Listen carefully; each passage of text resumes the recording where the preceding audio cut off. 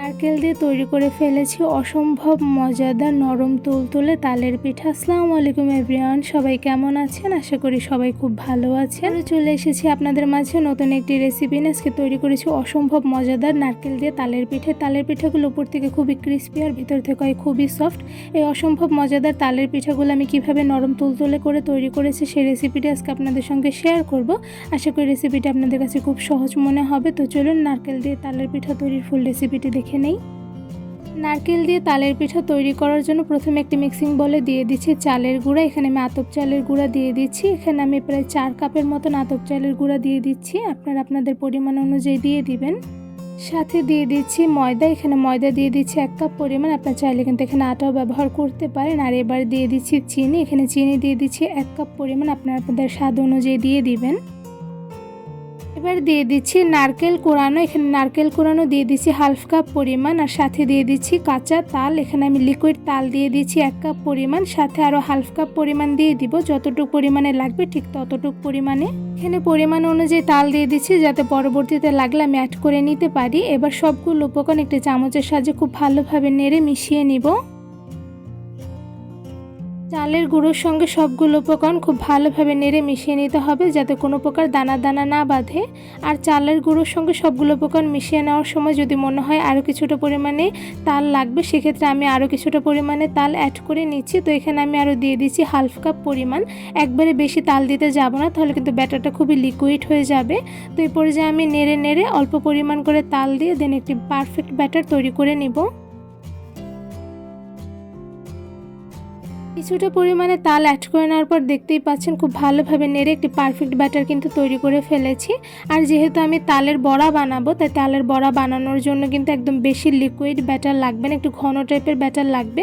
তো এই পর্যায়ে কিন্তু আমি খুব ভালোভাবে নেড়ে পারফেক্ট ব্যাটার তৈরি করে নিচ্ছি।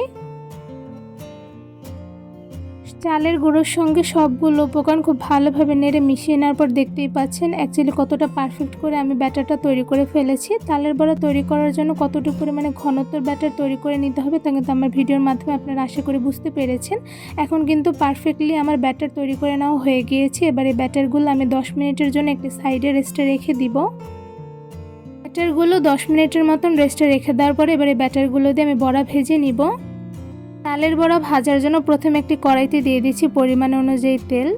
তেল একটু গরম হয়ে আসলে এর মধ্যে ছোট শেপ করে আমি একটা একটা করে তালের বড়া দিয়ে দিচ্ছি। আপনারা চাইলে কিন্তু এর থেকে বড় সাইজ করেও দিয়ে দিতে পারেন। আমার কাছে ছোট সাইজের বড়া ভালো লাগে, দ্যাটস ওয়াই আমি এখানে ছোট সাইজ করে দিয়ে দিচ্ছি। তো গরম তেলের মধ্যে একটা একটা করে কিন্তু সবগুলো তালের বড়া দিয়ে দেওয়া হয়ে গিয়েছে। এবার চুলার আঁচটা একদম মিডিয়ামে রেখে কিছুক্ষণ বড়াগুলো ভেজে নিব।